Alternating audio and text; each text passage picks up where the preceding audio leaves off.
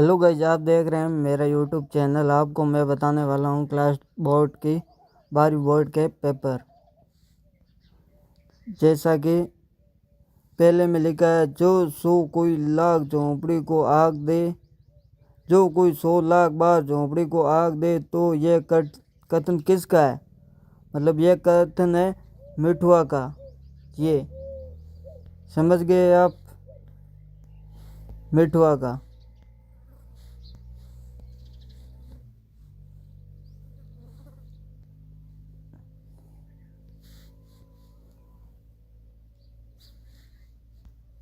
Hello guys, आप देख रहे हैं कक्षा 12वीं का वार्षिक पेपर, जो हिंदी साहित्य का रहने वाला है।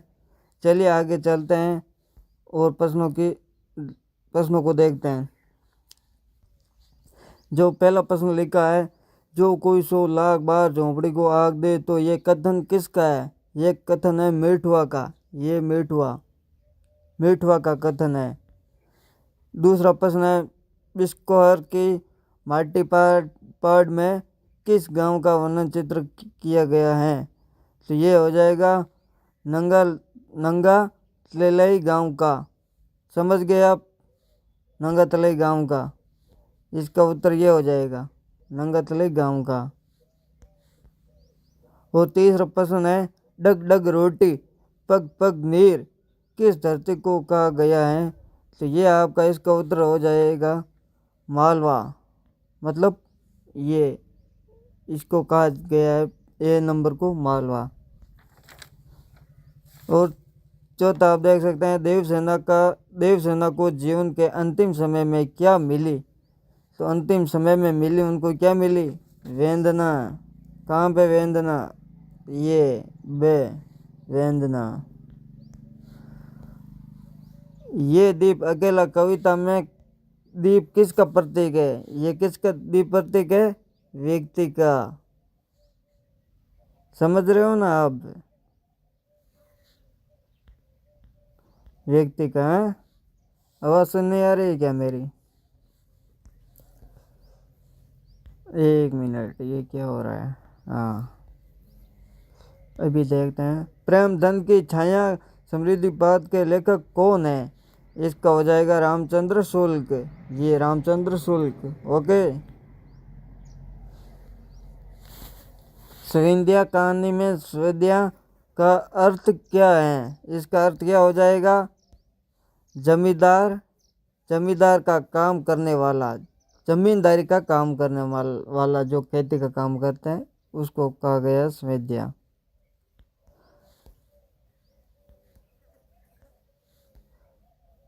नाटक का सबसे जरूरी अंग, मतलब नाटक का सबसे जरूरी व सशक्त माध्यम कौन सा है? तो इसका क्या हो जाएगा? संवाद। इसका संवाद हो जाएगा। कहानी को केंद्रित बिंदु किसे माना गया है? मतलब कहानी का केंद्रीय बिंदु किसे माना जाता है? जैसे कौन हो जाएगा? कथानक। समझ गए? कथानक। ओके। संचार के आधुनिक माध्यमों में से सबसे पुराना है कौन सा? मतलब कौन सा है? समाचार पत्र है, इंटरनेट पत्रिका है, या टेलीविज़न है? इसमें हो जाएगा रेडियो, ये शब्द। ओके। समाचार लेखन के कार होते हैं, कितने होते हैं? 6। 6 कहाँ पे? ये रहे 6। ओके।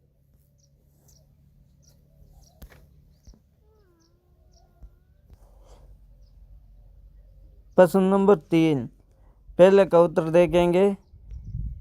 सॉरी, एक मिनट, ये क्या हो गया? हाँ, चलिए चलते हैं। तीसरा प्रश्न देखिए, निम्नलिखित पठित गद्यांश को पढ़कर पूछे गए प्रश्नों को उत्तर दीजिए। तो इसमें पहला प्रश्न दे रखा है, संस्कृति का विकास कैसे होता है? संस्कृति का विकास कैसे होता है भाई? आपको नहीं पता है तो ये देख लो, साहित्य एवं कला के माध्यम से। समझ गए? साहित्य एवं कला के माध्यम से। प्रश्न नंबर 2, प्रश्न दूसरा देखेंगे, नागरिकों का साहित्य एवं संस्कृति के प्रति का प्रतीक क्या कर्तव्य है? क्या इसका क्या हो सकता है? क्या प्रतीक, संस्कृत के प्रतीक क्या कर्तव्य है? इसका नहीं पता है तो ये देख सकते हो आप। उनका सम्मान करना और संरक्षित करना। उनका सम्मान करना और संरक्षित करना। चौथे का, साहित्य समाज में क्या योगदान करता है? साहित्य समाज में क्या योगदान करता है? तो इसका उत्तर ये हो जाएगा आपके, किधर गया है, ये रहा, 1 मिनट, हाँ। इसका उत्तर यहाँ से देखो, साहित्य समाज में संवेदनाओं का उजागर करता है और आने वाली पीढ़ियों को नैतिक और सामाजिक मार्गदर्शन प्रदान करता है। यहाँ से लेकर यहाँ तक इसका उत्तर यह हो जाएगा, तीसरे का। और चौथा है, किसी भी राष्ट्र की पहचान क्या है? किसी भी राष्ट्र की पहचान क्या है?